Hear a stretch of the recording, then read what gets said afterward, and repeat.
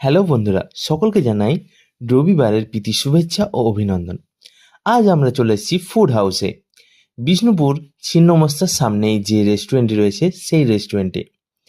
আমরা খাবারের অর্ডার দিয়ে অপেক্ষা করছিলাম কখন আমাদের খাবার আসবে। আজ আমরা বাইরে ডিনার করব সেই আশাতেই এসেছিলাম এই রেস্টুরেন্টে।